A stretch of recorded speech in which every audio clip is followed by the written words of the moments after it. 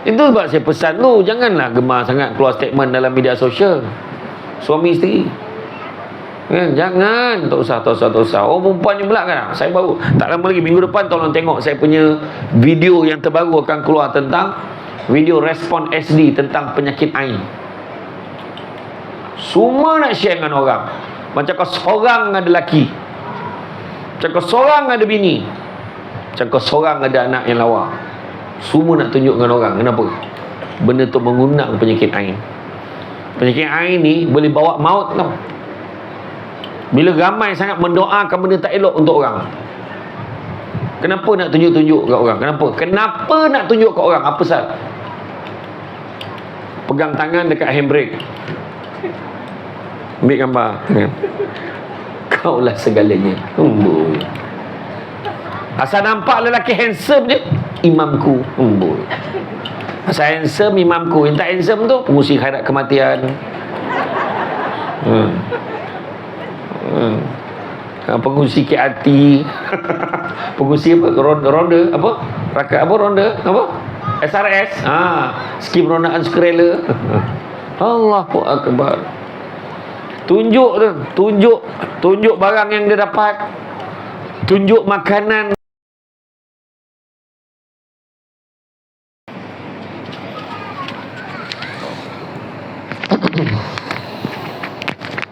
Bismillahirrahmanirrahim. Assalamualaikum warahmatullahi wabarakatuh.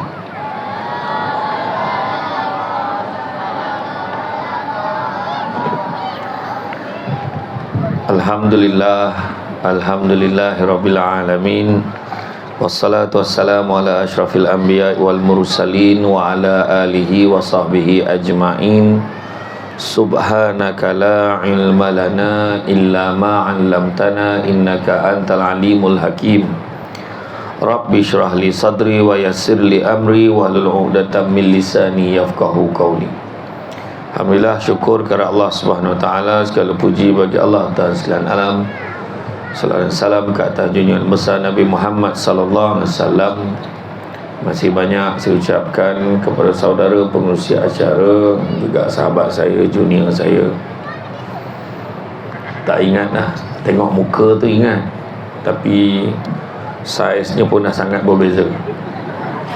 Jadi tu yang macam perasan kan.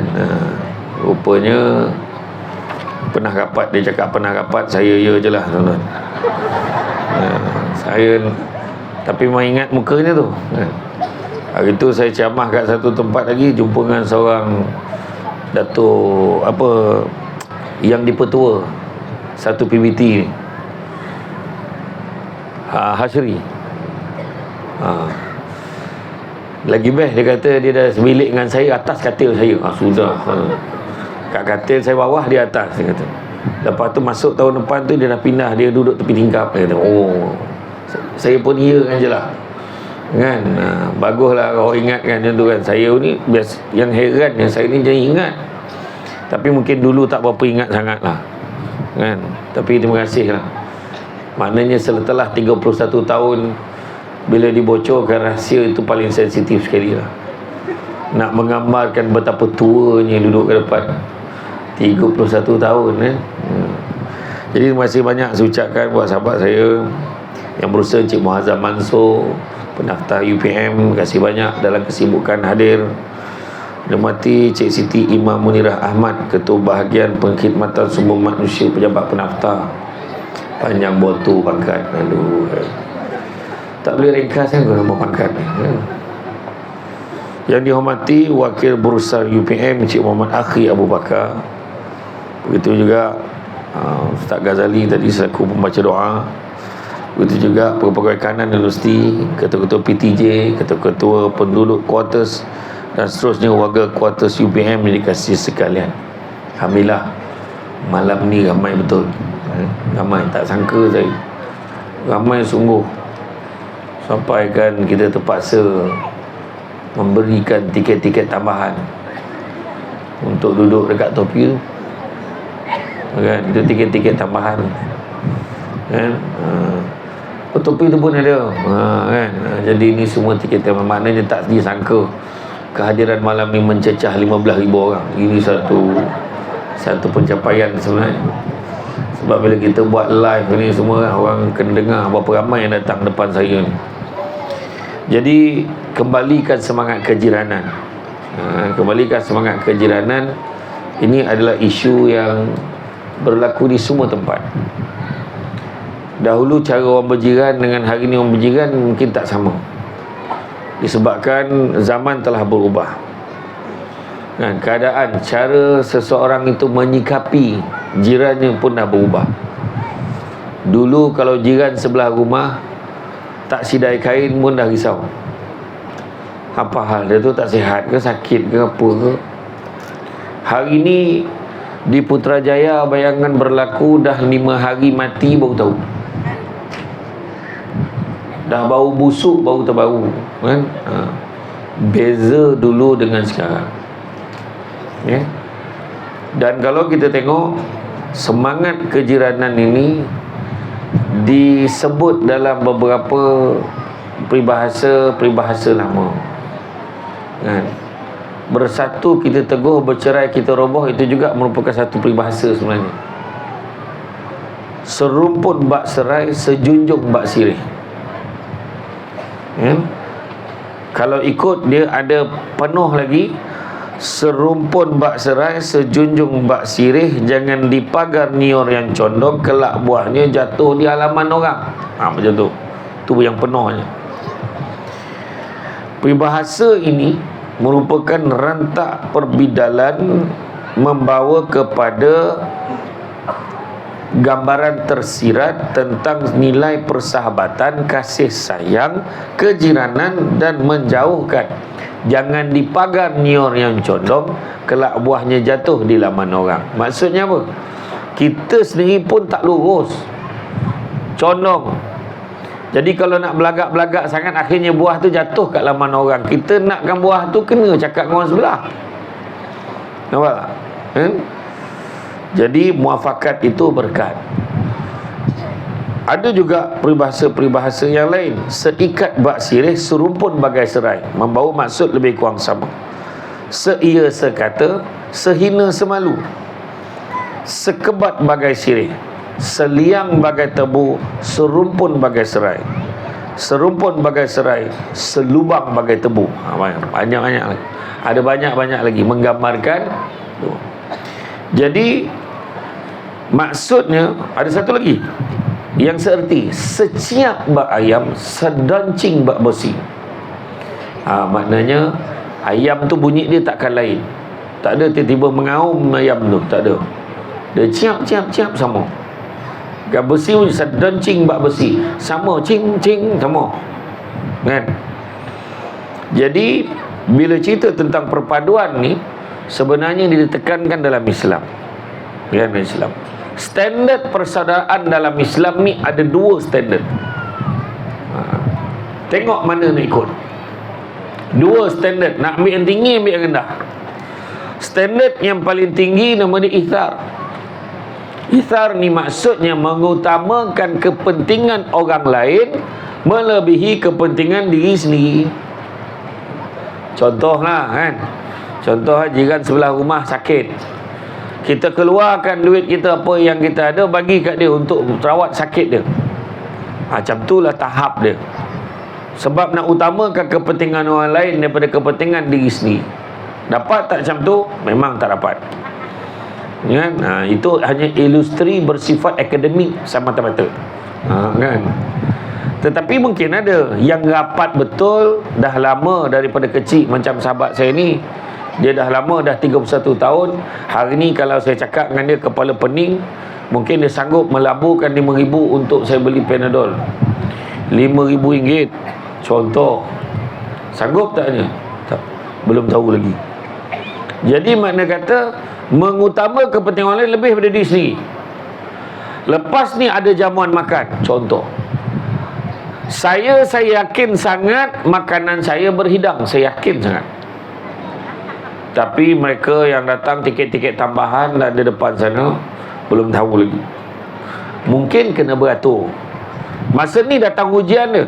Katalah kita yang belakang sekali, Tiba-tiba tengok kita dalam 5 orang lagi dengan kita, belakang kita ada 4 orang lagi. Dekat dalam bekas tu, tak cukup kuat lagi. Nak kena ulang balik semula ke tak payah. Dekat dalam bekas tu, dekat dalam bekas lauk tu kita ambil, contohnya malam ni rasanya nak nasi belauk ke malam ni? Setakat mihun tak payah lah.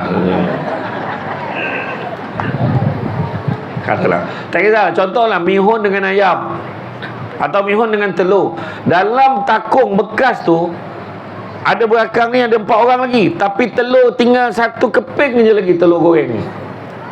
Macam mana tu? Jadi kalau dia mengutamakan kepentingan orang lain, bang saya tak apalah, siapa nak telur ni ambil lah. Dia pun makan. Tapi ada seorang ni pula, demi menjaga kepentingan yang belakang lagi 4 orang, saya ambil telur yang sekeping ni sebab tak nak 4-4 dia bergaduh. Ayat dia yang sebenarnya dia nak balon telur tu kan? Tak ramai tuan-tuan Ustaz yang memikirkan orang lain, tetapi kebanyakannya macam itulah, dia akan mengutamakan diri sendiri. Kita pun tolong orang takkan sampai menyusahkan orang lain. Contoh, ada orang nak bersalin ni, jiran datang, tolonglah, tolong bang, tolong. Rumah kita pula dah macam Yuska, ada 6 biji kereta. Kereta nombor 1, kereta Toyota Camry, plastik pun tak buka lagi, baru keluar pada kedai, hybrid. Kereta nombor 1 macam tu. Tapi kereta yang paling teruk sekali, kereta nombor 6 kan. Saya nak tanya, adakah kita orang ni, tolonglah bang, kenapa saya nak bawa rumah bersalin lah, saya tak ada kereta, boleh tak pinjam kereta? Rasa-rasanya kereta nombor 1 ke kereta nombor 6? Tengok orang perempuan jawab nombor 6, tanpa fikir, terus nombor 6. Itulah dia orang perempuan, terus menang. Dia takkan bagi kereta yang paling bagus, dia akan bagi kereta paling teruk sekali. Nak menggambarkan mentaliti orang perempuan hari ni. Bila time isu abang tega, kau balon paling cepat sekali kan. Orang lelaki hanya mendiamkan diri, seolah-olah semua lelaki berdosa dalam hal itu. Sedangkan kita tak rasa apa-apa pun, kita okey je tak ada lagu awal. Tapi memang betul kebanyakan orang akan bagi kereta nombor 6. Dah lah kereta nombor 6 tu kereta Proton Saga yang Dr. Mahathir rasmi kat Jambatan Pulau Pinang dulu. Punya namanya kereta tu lah. Jadi bila nak pinjam, kau pakailah kereta ni. Terima kasih lah bang. Tapi ni ada nak cerita sikit. Kenapa? Kereta ni ada pantang larang. Ada pantang larang kereta tu. Nak masuk gear tu kau goyang sikit. Goyang gram. Tu gear 1. La ilaha illallah, payahnya. Ada lagi tak? Ada satu lagi. Brek kereta ni biasanya tak pakan, tapi insya-Allah kau doa lah banyak, langsung tak jadi pinjam. Eloklah bagi kereta Camry yang baru keluar tadi, plastik pun tak buka lagi, cepat sampai hospital. Kalau tumpah darah pun atas plastik. Macam tu fikir kan. Tapi itulah dia keadaan manusia hari ni. Kalau menolong orang pun tak ada sampai tahap menyusahkan diri sendiri. Dia hanya tolong setakat yang dimampu. Maka datanglah standard yang kedua. Standard yang kedua apa dia? Standard keduanya adalah salamatu sadri, berlapang dada. Kadang-kadang jangankan dengan jiran, adik-beradik sendiri pun tak boleh nak berlapang dada. Meninggal ayahnya, berebut, bergaduh, bertumbuk sebab merebutkan harta tanah yang tak seberapa, merebutkan peninggalan, harta peninggalan keluarga. Tak dapat berlapang dada dengan adik-beradik sendiri, apatah lagi dengan jiran. Kadang-kadang jiran tiba-tiba pula nak buat kenduri. Bila nak buat kenduri pula, sulung menantu dijangkakan 10 kemah. Habis tutup jalan depan rumah jiran-jiran yang lain. Kan, dapat tak jiran tu berlapang dada? Minta maaf, nak pasang kemah boleh, tapi jangan depan mas saya. Dah langkau pula kemah tu. Macam mana pula? Ya, itu sebabnya kena berbaik-baik antara satu dengan yang lain. Kena ada satu hubungan sosial yang jelas dan baik antara satu dengan yang lain. Berlapang dada dengan jiran kita. apa yang kena ada dalam Islam itu bersaudara, dan kita dikenaki mengeratkan perpaduan serta diharamkan memutuskan. Bahkan setiap mukmin mestilah saling tolong menolong sesama sendiri dalam segala hal yang mendorong kebaikan umat, kemaslahatan, kebahagiaan bersama. Memutuskan satu rahim termasuk dalam perkara pembalasan dosa besar di sisi Allah Subhanahu Wa Taala. Malam ni dah tahu nak buat program ceramah perdana.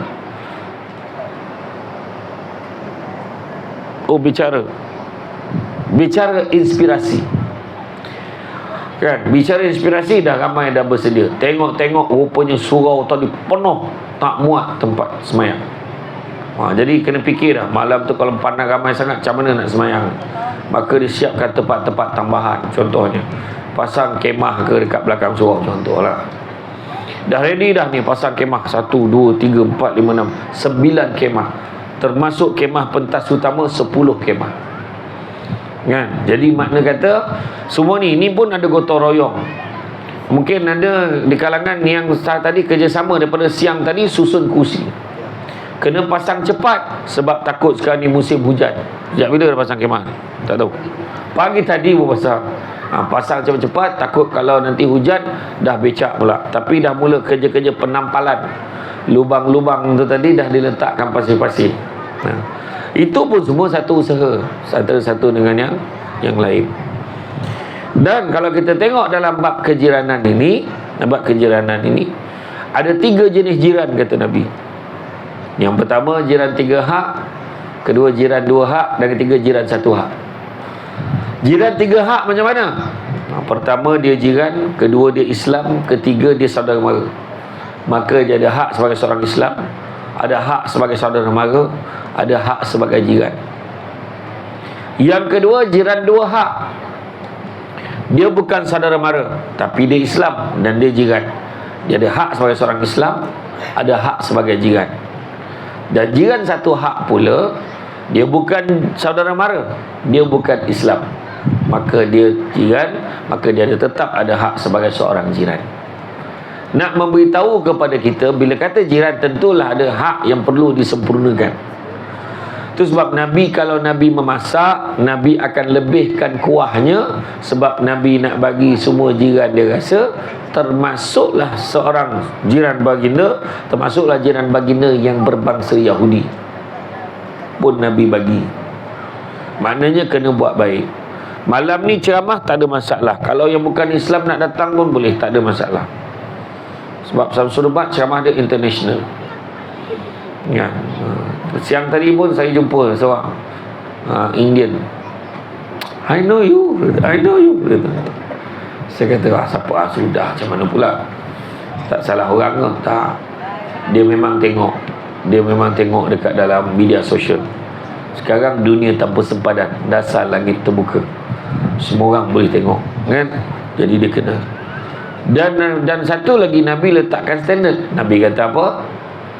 Nabi sebut, sesungguhnya dia tidak beriman. Bila dia tanya, siapakah orang itu ya Rasulullah? Maka Nabi jawab, orang yang menyebabkan tetangganya tidak merasa aman dengan kejahatannya.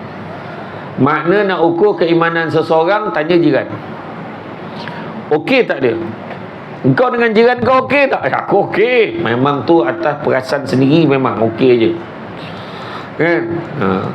Okey tak tanya? Aku okey. Tanya jiran dia, macam mana jiran awak ni? Okey tu okey, dia tu cuma yelah, kan? Yelah kan dia tak tahan. Macam mana nak kedekut? Apa pun kalau minta sumbangan nak manjang RM1 aja, tak pernah bagi lebih daripada RM1, contoh. Macam mana jiran ni? Ya Allah, bengih nak marah orang je. Orang parking depan rumah dia sekejap pun tak boleh, contoh. Jiran ni macam mana? Tak boleh tahan dengan dia ni. Kenapa pula? Perangai dia macam-macam. Dia kalau dia bakar sampah tu, contoh, adalah cerita. Dia kalau sapu sampah semua buang kat longkang depan rumah saya dia. Macam-macam. Maka Nabi kata, orang yang menyebabkan tetangganya tidak merasa aman dengan kejahatannya, maka dia tidak beriman. Jangan main-main, kan? Tu sebabnya ada seorang sahabat pernah tanya dulu, siapa jiran kita ya Rasulullah? Nabi jawab 40 kiri, 40 kanan, 40 depan, 40 belakang, 40 atas, 40 bawah. Sahabat kiri kanan faham, depan belakang faham, tang atas bawah. Siapa, macam mana yang atas bawah tu Rasulullah? Nabi senyum. Nabi kata, kamu ikutlah. Rupanya zaman kita baru jumpa. Rumah flat, rumah apartment. Kan? Makna nak bagi tahu atas rumah pun kena baik, bawah rumah pun kena baik. Tapi susah kan? Disebabkan kesibukan kan, bekerja di Universiti Putra Malaysia. Nak pula jawatan ni panjang pula. Apa jawatan tu? Ketua Bahagian Perkhidmatan Sumber Manusia Pejabat Penaftar. Contohlah kan. Sibuk betul. Ataupun jawatan ni kan sebagai penaftar, jawatan ni sebagai pengarah Pusat Islam kan. Tuan kita tadi kan, pengarah Pusat Islam, semua sibuk saja. Jadi kadang-kadang kita baru keluar rumah, dia tak keluar rumah lagi, jiran kita kan. Kadang-kadang jiran kita tu pukul 4 pagi dah keluar rumah, kita tak nampak dia. Time kita balik pula, dia tak balik lagi. Setelah 5 tahun baru tahu jiran dia Samsul Debat. Contohlah, baru tahu jiran tu Samsul Debat. Tak perasan dia, disebabkan kesibukan kan. Tapi macam mana nak selesai masalah tu? Senang kan tuan-tuan. Pari surau ada harapan kena jiran. Jangankan 40 kiri, 40 kanan, 40 depan belakang atas bawah, 100 kiri kanan depan belakang pun boleh baik. Sebab semua datang surau. Habis je semayang, habis doa walhamdulillah bil alamin, sallallahu ala Muhammad, sambil salam dengan semua orang. Nampak tak? Itu silaturahim, jumpa dengan orang, baik-baik dengan orang kan. Jadi tapi Imam Al-Ghazali ada sentuh pula. Imam Al-Ghazali kata salah satu adab berjiran adalah bersabar dengan kerenah jiran. Pula dah Nabi kata tadi, tak beriman kalau kita menyakiti jiran kan. Tetapi satu standard lagi, kalau jiran tu menyakiti kita, kita pula kena buat apa? Bersabar dengan kerenah jiran. Itu adab dia. Saya bukan apa tuan, dia ni tak campur kau. Kita buat program macam mana pun mesti tak datang ni lah. Wah, dia ni cakaplah apa pun. Kadang sumbangan bagi tapi tak datang. Anak-anak dia suruh datang makan, dia tak datang. Rupa-rupanya kita kena sangka baik. Mungkin dia dulu memang jenis tak campur orang. Dia masih hidup, dia membesar kat hutan, bercampur dengan boruk kan. Boruk, rimau kan, baik seladang baik berburak dengan kambing tu contohlah. Dengan orang dia tak pandai. Tak, maksud saya apa, kadang-kadang memang family dia kerja ni mungkin daripada kecil kerjanya kejap pindah ganda. Mungkin bapak dia berpangkat askar ke polis ke, kejap pindah sini, kejap pindah sini. Tengok dalam grup WhatsApp dia ada 18 grup, sebab 18 sekolah kan. 18 grup bekas pelajar sekolah ni setahun, sekolah ni setahun, sekolah ni setahun, sekolah ni 6 bulan dah pindah pula sekolah sini, contohlah. Jadi kadang-kadang dia ni tak pandai, mungkin dia ni daripada dulu tak pandai nak mencampur gaul. Jadi kita sebagai jiran bantu dia. Kena bantu dia. Silaturahim ni berat tau. Silaturahim ni berat. Kenapa berat? Sebab Allah letakkan satu apa kata, Allah letakkan sifat Allah tu. Allah letakkan rahim dalam perhubungan. Silaturahim. Kalau dua orang bergaduh tak baik tuan-tuan sekalian, dua orang tak baik, akhirat nanti silaturahim akan beritahu siapa sebenarnya yang tak nak baik. Kau kenapa kau gaduh dengan dia? Cubalah kau baik sikit dengan dia. Aku bukan tak nak, aku dah hulur tangan, dia tak nak salam. Tanya seorang lagi, aku okey je, bila je boleh baik, dia yang tak nak. Dua-dua berdalih. Akhirat besok silaturahim takkan bersuara. Siapa yang tak nak baik sebenarnya? Dalam hidup kita ni tuan-tuan dan puan-puan sekalian, kena sedar satu perkara. Dan bila bergaduh satu dengan yang lain,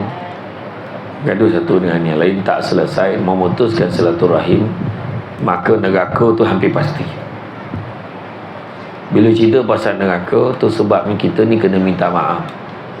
Rupa-rupanya minta maaf dan memaafkan dua perkara yang paling berat nak dibuat.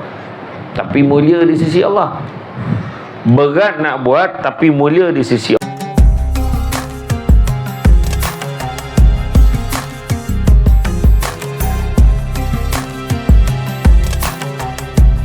Allah. Bah. Jadi kadang-kadang kenapa kau tak nak minta maaf dengan dia? Mana boleh aku minta maaf dengan dia? Aku ni pengarah, contoh. Dia bawah aku, contoh. Macam mana pula aku ni bapa saudara dia, dia nak buah, kenapa pula aku pula minta maaf dengan dia? Dia fikirkan kedudukan di dalam keluarga. Kenapa lah aku minta maaf dengan dia? Aku ni ayah, dia tu anak. Oh, contohlah. Ayah tu fikir dia tak perlu minta maaf. Kenapa lah aku nak minta maaf dengan dia? Yang paling popular menurut kata survei, aku tak boleh minta maaf dengan dia sebab bukan salah aku, tu paling popular sekali. Yang memaafkan pula ada satu lagi ragam. Aku boleh maafkan tapi bukan dia, pilih pula orang dia nak maafkan. Aku boleh maaf tapi tak boleh, aku tak boleh tahan lah tengok muka dia tu. Oh boy, macam lah orang suka sangat tengok muka kau, macam tu lah kan. Jadi apa yang kita nak buat? Kita kena tolak ke tepi itu semua. Sebab apa? Sebab kita kena minta maaf, sebab kita kena memaafkan, kerana satu aspek tak tahu siapa mati dulu. Siapa yang minta maaf dengan orang, memaafkan orang, jangan risau, hati tenang dan lapang. Contohlah saya bergaduh dengan, adalah seorang dekat sini, contoh bergaduh dengan sahabat saya ni. Bila saya bergaduh dengan sahabat saya ni kan, dia dah minta maaf, ikhlas dengan saya dah. Minta maaf lah, banyak salah aku, dia kata. Yelah, saya pun cakap yelah. Dia ikhlas minta maaf, dia dengan Allah Ta'ala selesai. Saya yang hanya berdalih kat mulut tadi, yelah, samalah. Tapi dalam hati saya tak maafkan dia, saya tak selesai dengan Allah Ta'ala. Ingat tu. Tu belum cerita lagi orang Melayu ni, dia ada satu ayat, biar dia merangkak minta maaf mengaku akhirat besok. Tu popular. Biar dia melutut cari aku. Tadi merangkak, seorang tu melutut. Biar dia melutut cari aku akhirat besok. Biar dia tahu nasib dia. Bukan main lagi. Punya berani cakap tu. Dan kita bawa terus kita meninjau apa yang berlaku pada hari kiamat. Wahai si Fulan, masuklah kau ke dalam syurga. Wah, kita pun gembira lah dapat masuk syurga.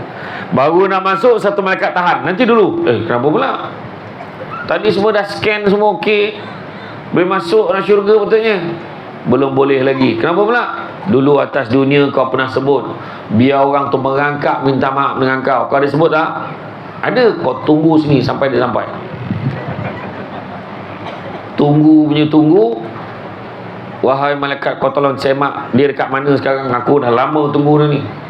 Sekejap malaikat pun cek dalam sistem. Malaikat pun minta maaf lah, kena tunggu lama sikit. Kenapa pula? Dia tengah kena seksa 1000 tahun. 1000 tahun kena tunggu. Punca dek mulut atas dunia cakap tadi, biar mengangkat minta maaf dengan aku. Siapa suruh? Kan?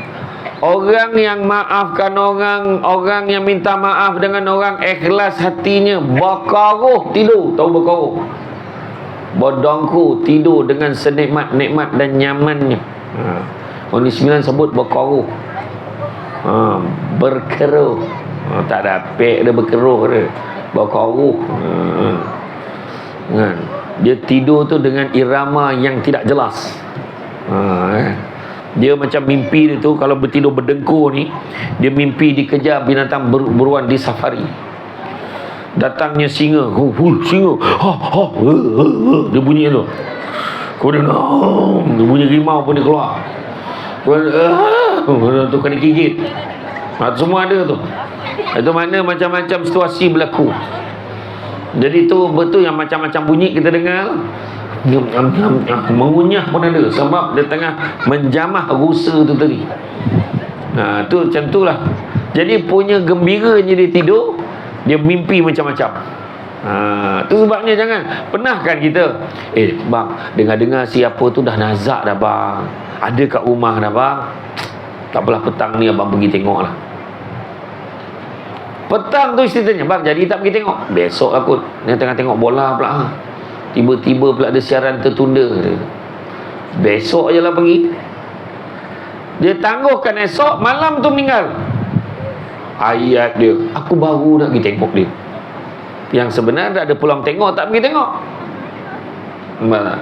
Itu sebab jangan terpedaya dengan muda sebab mati tak syarat tua. Jangan terpedaya dengan sehat sebab mati tak syarat sakit. Itu sebab kalau nak buat baik ni jangan tangguh-tangguh, cepat-cepat pergi. Kan? Dengar orang ni dah tak sihat, pergilah tengok. Pergilah tengok. Dan kalau minta maaf dan memaafkan, ada satu syarat. Kalau nak baik, minta maaf dan memaafkan, ada satu syarat. Apa syaratnya? Syaratnya adalah tak ada syarat. Tu syaratnya. Sebab ramai antara jiran-jiran ni kadang-kadang, saudara-saudara ni dalam Islam ni kadang, kawan-kawan kita ni kadang, dia gemar, aku boleh maafkan dia dengan satu syarat. Apa syaratnya? Bayar dulu duit aku. Percaya cakap saya, bayar pun tak baik. Dengan satu syarat, suruh dia minta maaf depan semua orang. Dia hanya niat nak malukan orang tu je. Dia hanya niat nak biar orang tahu kononnya dia bagus sangat. Maka keikhlasan tu tak ada.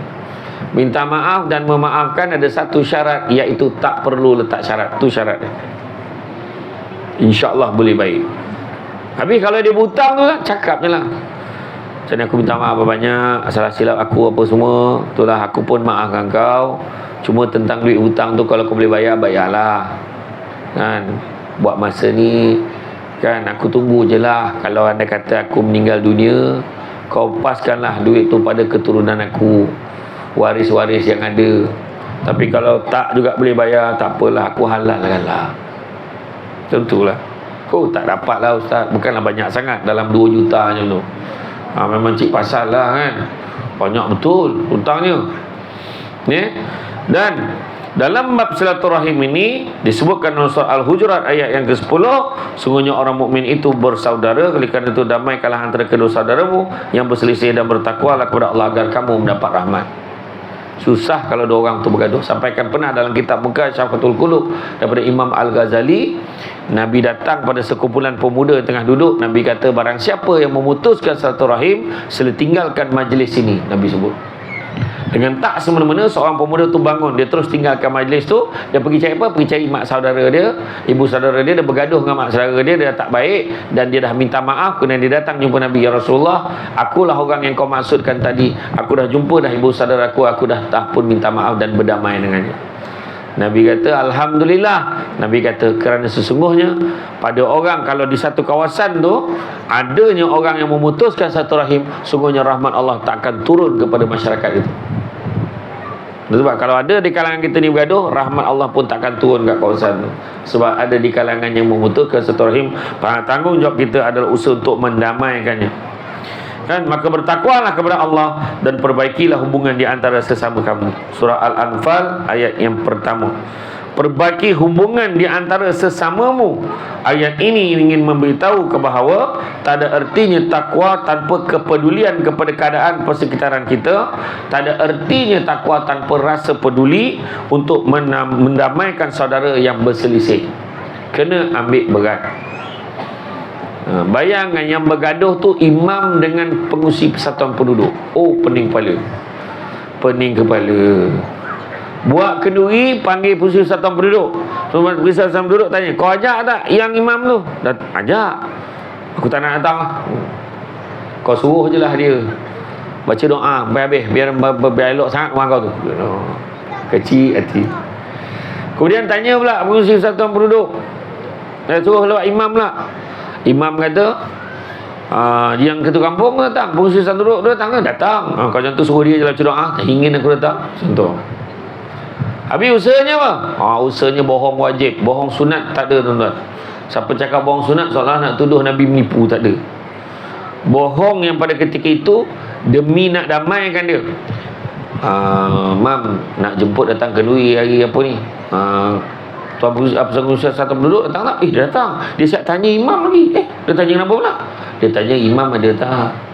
Saya kata mungkin ada lah, ajak dia, jangan tak ajak imam. Tak ada imam, macam mana majlis kita ni dapat keberkatan? Doa imam tu mustahak. Iya ke dekat macam tu? Betul. I swear. Dia kata iya, insyaAllah saya datang. Jumpa lah Ustaz Tam duduk, nak jemput datang kenduri hari Sabtu ni, ada kenduri ni, ni kenduri doa selamat sikit. Kau ajak ke tu apa ni imam? Ajak. Imam siap tanya lagi tuan pengurusi. Dia tanya apa? Dia kata saya ni nak baca doa boleh, tapi macam tak kena kalau ketua kita tak ada. Oh, macam tu. Dia cakap macam tu. Tak sangka pula. InsyaAllah aku datang. Nampak? Damaikan. Damai. Kita ni nak cari kesalahan orang, kenapa kan? Mana ada orang yang sempurna? Dengar ayat sini. Segomok-gomok ikan ada tulang, sekuih-kuih ikan ada isi. Sebaik-baik orang ada kelemahan dia, seburuk-buruk orang ada kebaikan dia. Kalau kita pilih tengok kebaikan, mesti jumpa. Tapi kalau pilih nak tengok keburukan, pun jumpa. Macam isu 2-3 hari ni lelaki teruk kena balun. Isu tega-tega ni lah. Semua lelaki dipersalahkan. Simple aja. Jangan bercakap seolah-olah merasa diri kita lebih mulia daripada orang. Bantai ni tak gunalah, tak boleh pakai lah. Dia cakap apa? Itulah sampai kau menikah kat Thailand, apa cer? Lagi gentle abang Tesla itu tentu kahwin kat Malaysia. Hari tu kawan tu kahwin kat Malaysia pun kau 5 hari kau balun direct, sama kak? Kan? Kita jangan komen seolah-olah kita hari-hari duduk rumah orang. Kita tak tahu apa yang berlaku dalam bab suami isteri ni. Contohlah, kita tanya isteri, tanya orang perempuan, kenapa kan suami saya tak tanggungjawab, tak pernah fikir hati perasaan saya, menyakitkan hati saya, hari-hari tak boleh tahan. Kita dengar siannya kau. Kita tak dengar satu pihak lagi, dengar pula suami, apa yang saya tak bagi kat dia? Makan, minum, belanja 1,500 setiap bulan tanpa gagal. Setiap kali saya balik, saya ambil minyak picit belakang tu. Apa lagi yang dia nak? Dia tak boleh tidur kalau tak gol-gutak usik-usik, tak main-mainkan telinga dia tu. Saya mainkan telinga tu setengah jam baru dia tidur. Apa lagi nak saya buat? Contoh lah, betul juga dia ni. Maknanya dalam rumah tangga kedua-duanya main peranan. Itu sebab saya pesan tu, janganlah gemar sangat keluar statement dalam media sosial suami isteri kan. Jangan, tak usah. Perempuan ni pula kan, saya baru tak lama lagi, minggu depan tolong tengok saya punya video yang terbaru akan keluar tentang video respon SD tentang penyakit ain. Semua nak share dengan orang. Macam kau seorang ada lelaki, macam kau seorang ada bini, macam kau seorang ada anak yang lawa. Semua nak tunjukkan orang. Kenapa? Benda tu mengundang penyakit ain. Penyakit ain ni boleh bawa maut tau. Bila ramai sangat mendoakan benda tak elok untuk orang. Kenapa nak tunjuk-tunjuk kat orang? Kenapa nak tunjuk kat orang? Apa pasal? Pegang tangan dekat handbrake, ambil gambar tangan. Kaulah segalanya. Asal nampak lelaki handsome je, imamku. Asal handsome, imamku. Yang tak handsome tu pengurusi khairat kematian. Pengurusi KRT. Pengurusi apa? Ronda apa? Rakat apa? Ronda apa? SRS. Skim rondaan sukarela. Allahu Akbar. Tunjuk barang yang dia dapat, tunjuk makanan, semua kena. Tu sebab di negara Arab kita tengok, di Mesir misalnya, bayi yang baru lahir tu dia tulisnya alif lam lam ha, Allah dekat dahi budak tu, tulis pakai, bukan permanent marker lah. Dia pakai celak ke pakai apa, tulis alif lam lam ha Allah. Ada yang tulis subhanallah, supaya bila orang puji anak dia ingat Allah. Yang sampai macam tu sekali. Ini tunjuk terima kasih atas kurniaanmu ya Allah, dengan kelahiran bayi yang comel ini. Benar-benar menyerikan lagi kehidupan kami. Yang membaca tu pula orang yang dah 18 tahun cuba nak beranak. Sudahlah, macam kau seorang beranak, jalan lah kau. Tengoklah, banyaklah masalah budak ni. Kembung budak tu, menangis tak berhenti budak tu, macam-macam. Doa tak baik sampai kat dia. Tu sebab semua benda nak tunjuk ni kenapa, untuk apa cakap. Dulu kita zaman kita ambil gambar pakai Kodak Fuji Color, pakai filem. Dah cuci gambar tu, kita buat apa? Tampal kat papan kenyataan surau biar satu dunia tengok Tak, semua masuk dalam album. Kita dengan family kita je boleh tengok. Dan sekarang ni jadi rasa tak puas kalau tak share. Agaknya jadi macam tu. Di negara Arab, di Mesir, sampaikan kereta baru keluar, dia orang cakar, dia orang calarkan. Sebab biar dia buruk, biar dia berabuk, berdebu, jangan berkilat, sebab takut penyakit ain pada jiran dia.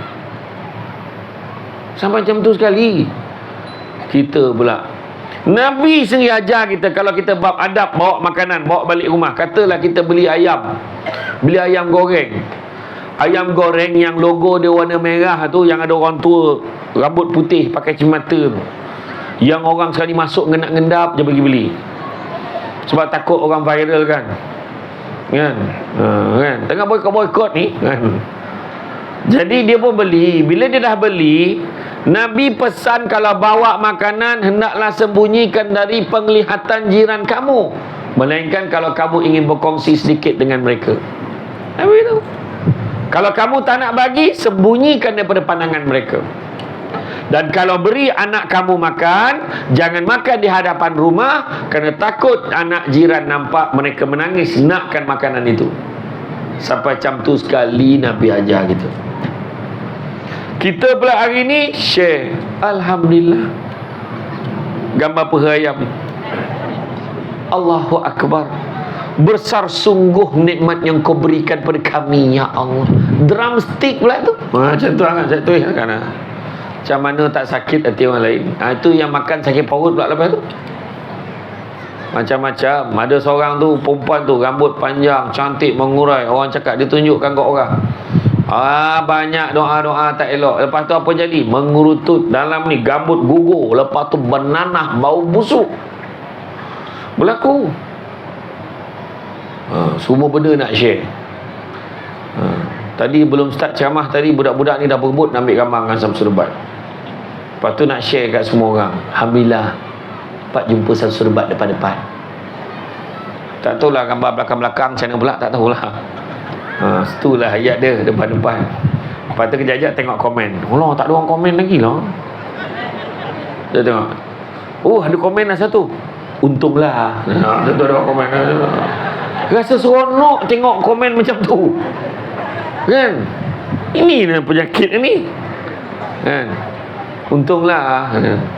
Yang seorang pula tak tahu pun. Yang seorang, kat mana ni? Dekat kawasan perumahan kita orang. Samsul Rebat datang tempat kita. Lepas tu dia pun seorang nak balas, InsyaAllah dia datang tempat kita pula minggu depan. Dia kata, berlawan dekat situ. Dia dengan Ira Kaza macam mana sekarang? Dah aku pula kena. Bertukar pula, apa halnya kan. Contoh, tak dapat aku jawab soalan tu. Hari tu boleh, masa saya awal tahun itu, saya camah dekat bomba hantuah masa tu balik daripada umrah kan. Boleh dia komen, hari-hari camah pasal kahwin, sudahnya dia yang kahwin. Saya dah lama dah kahwin.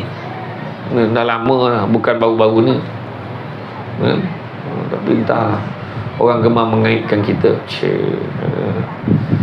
Macam tu lah. Hati-hati. Sekarang ni nak berlakon, kalau dulu berlakon kan ada screen test, kan tak payah dah. Pakai handphone sendiri, record sendiri, dia boleh berlakon. Walaupun lakon ni memang ke laut lah lakonan itu, tapi yang penting dia dapat share kat orang. Sedapnya air ni. Follower seorang suami dia. Saling komen-komen lah. Bahagia rasa bila suami dia komen, mantap lakonan isteri abang ni, thank you sayang. Wah, laki bini berdua je dalam tu. Memang dua je, follower seorang, like seorang. Yang ada seorang lagi tu pun kena paksa anak sulungnya like juga. Betul. Bayangkan dia punya tahap teruk penyakit media sosial ni. Ada seorang ni sampaikan dia postkan gambar kotak handphone baru tu dengan jambangan bunga. Lepas tu dia punya post tu, thanks for my beloved hubby for this lovely gift on my birthday. In case kau tak faham, dia kata terima kasih buat suami yang tersayang dengan pemberian ini bersempena dengan hari lahirku. Komen. Untunglah kan, seronok dapat suami yang memahami. Suami ai belanja makan pun tak ada, belanja air pun tidak, dah dibalon laki dia pula. Yang seorang ni laki ai lagi mati lagi baik, seorang tu pula marah meluahkan perasaan. Lepas tu seorang tu untunglah, mesti mahal kan. Seorang tu pula yang ni komen, dah bahagia sonok sangat orang komen. Tak adalah mahal mana, saya tak pernah kira pun berapa harganya. Dah lah 16 Pro Max lah tu kan. Dia boleh kata tak adalah mahal mana pun, lagipun saya tak pernah ambil tahu pun harga. Ayat dia. Walhal handphone dengan bunga tu tadi dia beli sendiri. Malahan punya teruknya penyakit ni dinamakan sebagai split personality disorder. Dia boleh create satu account lagi untuk komen post tu. Bertuahlah you dah lah cantik, dapat suami yang baik, memanglah Tuhan sayangkan you. I mengimpikan kehidupan seperti you. Dia kata macam tu. Dan dia yakin komen tu adalah benar. Dia terasa macam tu lah penyakit dia. Tu tahap dia. Sampai satu tahap jadi macam tu. Saya tuan-tuan tengoklah gambar kalau saya masuk dalam Facebook ke dalam apa ke, tim saya masuk, memang ceramah je. Tak ada masuk benda-benda peribadi, saya tak masukkan. Sebab risau penyakit ain ni. Tengok, nanti saya share minggu depan, tolong tengok kat YouTube. Tengok YouTube, dekat dalam TikTok, insyaAllah kita akan postkan sikit-sikit, masukkan kat dalam Instagram tu. Tengok penyakit ain ni. Teruk satu dunia ni, kita tak perasan. Heran betul. Nak pergi sedekah pun nak kena, bagi sedekah pun kena ada kamera ikut tunjukkan tu. Ada orang yang sakit hati juga. Tu gambar kan, gambar pegang kunci besar dapat kereta baru tu. Itu ya Allahu Akbar. Masalah tu. Jangan main. Jagalah elok-elok. Jaga elok-elok. Jadi kita tidak boleh memutuskan silaturahim. Abu Ayyub radhiyallahu anhu menceritakan bahawa Rasulullah SAW bersabda, tidak halal seorang Islam menyisihkan saudaranya lebih dari 3 hari jika keduanya bertemu. Maka yang seorang berpaling ke sana, seorang lagi berpaling ke sini. Tapi yang paling baik di antara kedua itu ialah siapa memulai mengucapkan salam kepada lawannya. Muttafaqun alaih. Maknanya bagi salam, damaikanlah. Salam. Dua orang Arab kalau bergaduh ni dekat Mekah ni, dekat tempat taksi tu bergaduh, nak bertumbuk dia, jerit dah, sallu ala nabi, Allahumma salli ala sayyidina, peluk dia, tak jadi dia gaduh. So selawat. Orang kita selawat, tak ada lagi teruk dia bergaduh tuan, orang kita ni kan. Asal bertumbuk biar dia sampai habis kata kan. Tu orang kita pula. Jadi anjuran kita adalah untuk muhasabah diri. Tengok kan, kita kat mana kedudukan kita dalam masyarakat. Kesan memutuskan silaturahim. Pertama, segala amalnya tidak berguna dan tidak berpahala walaupun kita dah beribadah dengan bersungguh-sungguh, penuh keikhlasan siang dan malam. Tapi apabila memutuskan tali silaturahim dan menyakiti hati orang Islam yang lain, maka amalannya tidak ada artinya di sisi Allah Subhanahu Wa Taala. Nauzubillah, minta jauhkan. Kedua, amalan solatnya juga tidak berpahala. Sabda Rasulullah SAW, terdapat 5 macam orang yang solatnya tidak berpahala, iaitu isteri yang dimurkai suami kerana menyakitkan hatinya. Yalah, kena marah. Isteri yang dimurkai suami. Kedua, budak yang melarikan diri, hamba yang melarikan diri. Orang yang mendendami saudaranya melebihi 3 hari, meminum arak, dan imam solat yang tidak disenangi makmumnya. Maknanya ini di golongan termasuklah tadi yang memutuskan silaturahim. Kemudian ketiga, rumahnya tidak akan dimasuki malaikat rahmat. Sabda baginda sallallahu alaihi wasallam, sesungguhnya malaikat tidak akan turun kepada kaum yang di dalamnya ada orang yang memutuskan silaturahim. Keempat, orang yang memutuskan tali silaturahim diharamkan masuk syurga. Sabda Rasulullah SAW, terdapat 3 orang tidak akan masuk syurga: orang suka minum arak, orang memutuskan tali silaturahim, dan orang yang membenarkan perbuatan sihir. Pergi tukang tilik, pergi jumpa dukun. Dukun yang gambar menilik, ni ada orang buat dia ni, sepat dia cakap. Yang pergi tak percaya, dosa. Yang pergi percaya pula, syirik. Ya memang. Ya. Kan? Jadi kita tak nak bersaudara hanya di atas dunia saja. Kita nak sampailah ke yaumul akhir. Jaga hubungan satu dengan yang lain. Kan? Jaga satu. Buang pertama, buang perasaan tamak. Jangan tamak kongsi tak apa. Faham tak orang perempuan ni? Jangan tamak kongsi tak apa. Boleh faham tak agaknya maksud? Faham ya? Maksudnya jangan tamak kongsi ni, kongsi benda-benda yang baik.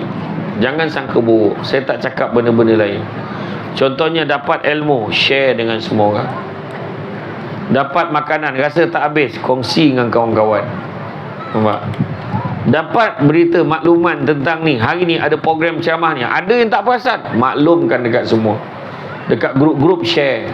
Alhamdulillah kita dapat ramai kan ni. Alhamdulillah ramai betul. Tadi 15,000, ni dah cecah 20,000. Makin ramai orang datang, semakin menakutkan kan? Jadi jaga kan? Buang perasaan tamak. Yang kedua, jangan sombong-sombong. Nak sombong dengan apa? Bergaduh, sombong, belagak. Sudahnya bila sakit, jiran tu yang tolong bawa kita pergi hospital. Kita marah-marah dia, kita maki hamun dia. Rupa-rupanya anak kita dekat sekolah belajar jadi pandai sebab belajar dengan anak jiran yang kita marah hari-hari tu. Tu sebabnya jangan, dunia ni kecil benar dunia ni.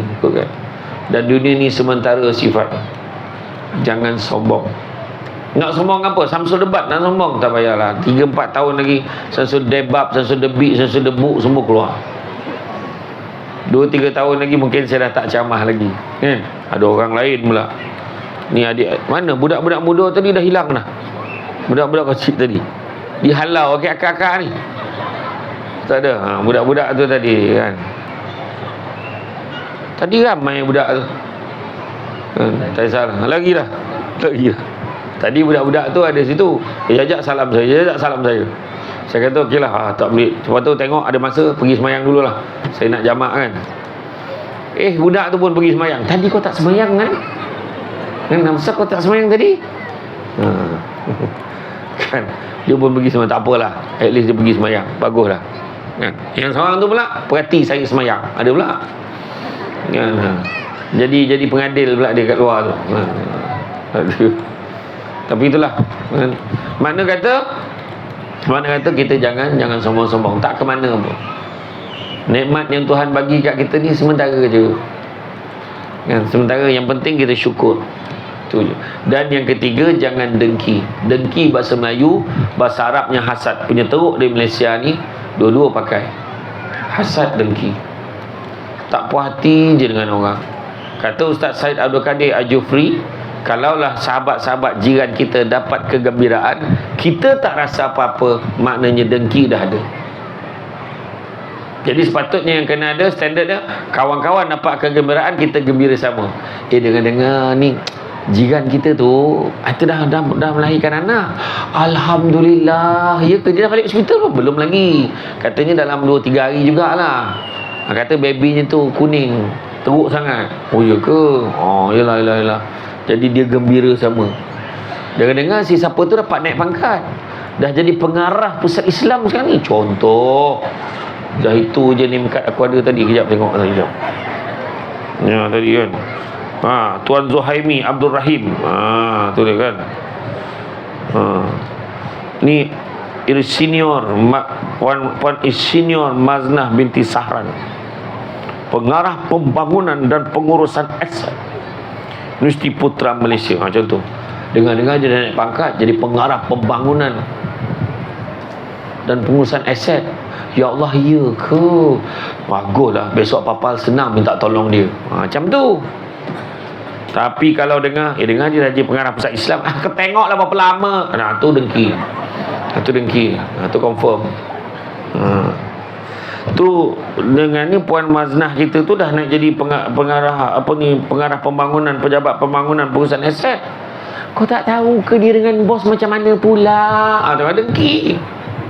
Dengki. Nampak tak? Sebenarnya kita, apa maksud dengki? Supaya kita dapat buang perasaan dengki ni kan.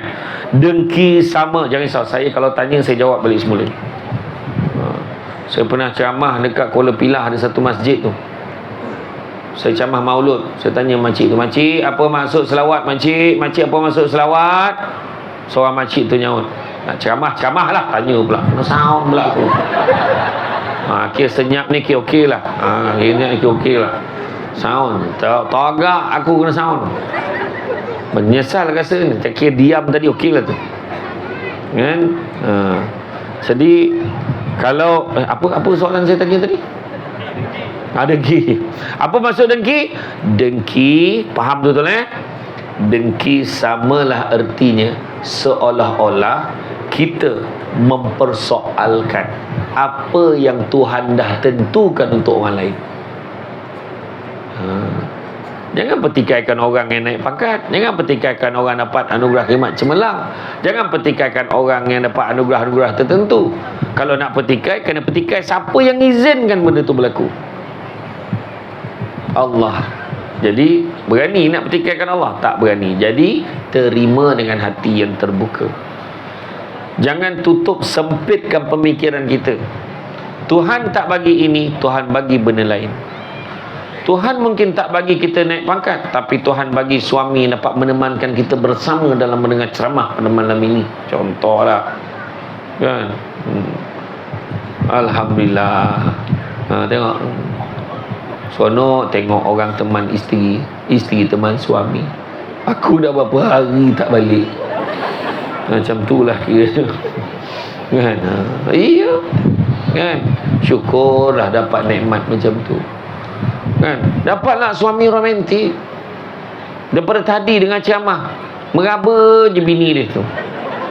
Contoh, "Okey sayang, okey, I love you, I love you." Bini nak dengan ceramah ni dia tak beraba budak ni. Sudah setengah jam baliklah dia, payah sangat kan. Tu nampak tak? Bukan semua. Tapi tanda-tanda orang yang baru kahwin dengan lama kahwin macam tu lah. Dia kalau baru-baru kahwin, dia duduk dekat aja. Yang masih rasa baru, dia duduk dekat. Tapi kalau yang dah lama betul kahwin, dia dah rasa memuaskan, mulalah isteri duduk sini, suami duduk luar gelap. Macam tu. Itu memang lama betul kahwin tu. Macam tu. Ada tu pula, isteri duduk sana, dia duduk sana. Dua-dua tiket tambahan. Macam tu. Tak apalah. Sebenarnya cinta itu tidak perlu dizahirkan secara nyata kadang-kadang. Perlu difahami, dirasai dari lubuk hati yang dalam. Macam tu. Dia kata kalau you nak jalan laju, you jalan seorang-seorang.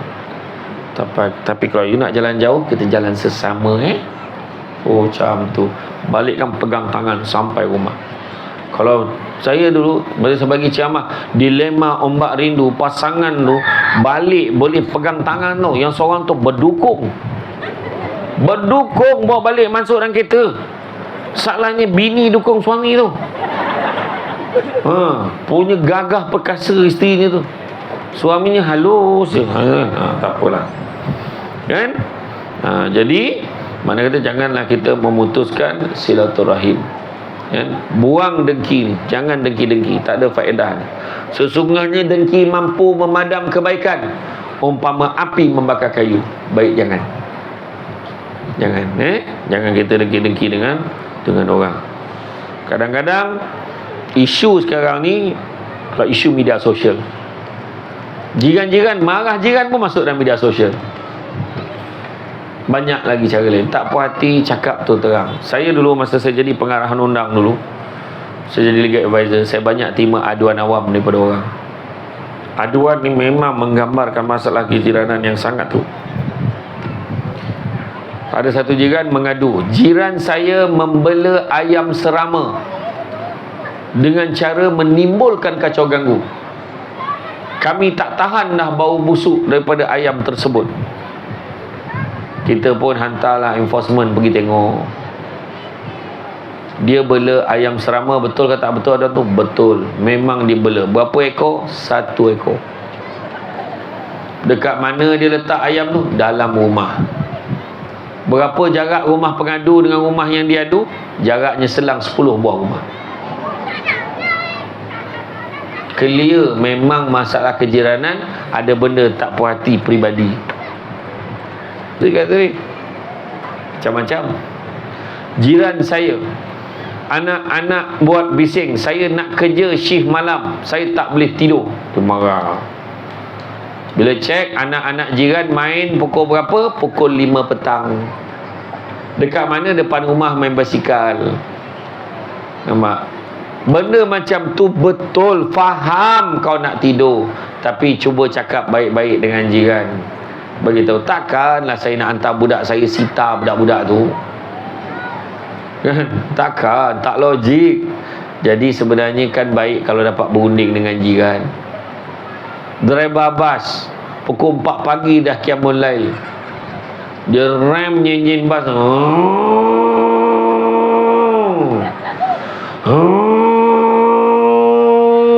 Isteri pun dah tak confirm dah, ini bunyi suami aku ke bunyi bas ni. Kan. Jadi jangan menimbulkan ketidaktenteraman kepada masyarakat. Ada satu kes ni, jiran ni, kawasan kejiranan ni, dia buat gated and guarded. Gated and guarded tahu kan? Masa penduduk pindah, rumah tu tak ada palang pun, tapi muafakat penduduk tu semua masa tu nak ikutkan rumah tu ada lebih kurang dalam 600 unit ke macam tu, tapi dalam 200 lebih dah diduduki 200 lebih. Jadi yang 200 lebih ni, apa kata kita pasang palang, buat gated and guarded, kita bayar maintenance, kita letak pengawal keselamatan sebab nak mengelakkan masalah kecurian. Maka di kalangan 200 orang ni setuju. Tengah-tengah buat, dah berjalan bulan pertama kedua, okey, tiba-tiba datang seorang jiran baru berpindah. Jiran ni tak suka sebab dia tengok dalam agreement, sale and purchase agreement dia tak ada pun cerita konsep gated and guarded. Jadi dia kata, buka palang tu, ini hak saya, kebebasan pergerakan saya dibatasi dengan palang ini. Amboi ayat dia. Dia buat surat, dia hantar salinan kepada menteri di Jabatan Perdana Menteri dan juga menteri dalam negeri. Dahsyat. Dia punya ayat tu menggerunkan, sedangkan menteri-menteri tadi seorang pun tak kenal dia. Bila buat macam tu, Persatuan Penduduk pujuk dia, alah bukan bayar mahal pun, RM50 je sebulan, kita nak jaga. Tak, saya tak nak, ini hak saya. Bayangkan yang seko ni, yang lahir salah hari bulan ni. Maka lepas tu Persatuan Penduduk pun mengalah. Macam ni lah tuan, ini access card, kami bagi 3 keping access card untuk touch supaya palang tu terbuka. Jadi dengan ni kami dah bersetuju, dah mesyuarat semalam, kami setuju, tuan tak perlu bayar apa-apa pun bulan-bulan. Tuan ambil lah kad ni secara percuma. Tahu dia kata, aku tak nak, aku nak kau buka juga palang tu. Bayangkan. Macam tu lah bangap jiran yang seko. Menyakitkan hati, menyusahkan semua orang. Betul. Dia fikir dia ada hak kan. Tapi itulah dia. Memang betul lah dari segi perundangannya dia ada hak. Itu sebabnya susah kalau orang nak buat kereta gadget, mesti daripada awal lagi dah diputuskan sebelum rumah tu naik dah duduk baru sibuk nak buat, memang susah, banyak masalah.